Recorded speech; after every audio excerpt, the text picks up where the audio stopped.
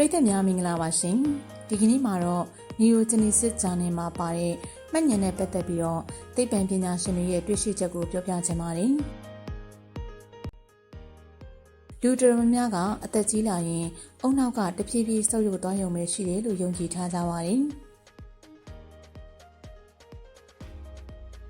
ဒါပေမဲ့နောက်ဆုံးပေါ်သုတေသနရလဒ်တွေအရဒီယူဆဟာမမှန်ကန်ကြောင်းအတည်ပြုနိုင်ခဲ့ပါပြီ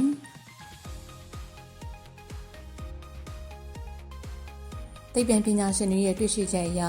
လူကြီးပိုင်းနဲ့သက်ကြီးရွယ်အိုတွေရဲ့အုံနောက်ဟာ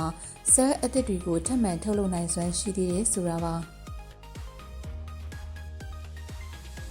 ဒီဖြစ်စဉ်ကိုအာယွန်ကြောတစ်ရှူတွေကြီးထွားပြီးဖွံ့ဖြိုးမှုဖြစ်စဉ် Neogenesis လို့ခေါ်ပါတယ်အဲ့ဒီအုံနောက်ဆဲလ်အသစ်တွေဟာအုံနောက်ရဲ့မှတ်ဉာဏ်တင်ယူမှုနဲ့စိတ်ခံစားမှုဆုံးဖြတ်ချက်ချမှတ်တာ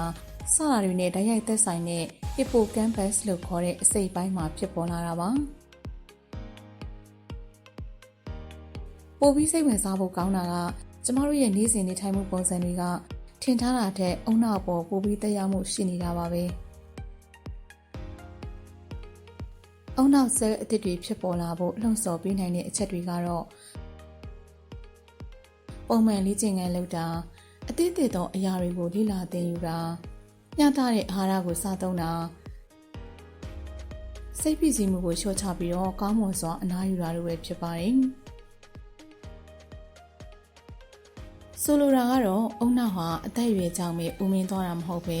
ကျမတို့နေ့စဉ်ရွေးချယ်နေထိုင်တဲ့နေထိုင်မှုပုံစံပေါ်မှာပဲမူတည်နေတာပဲဖြစ်ပါတယ်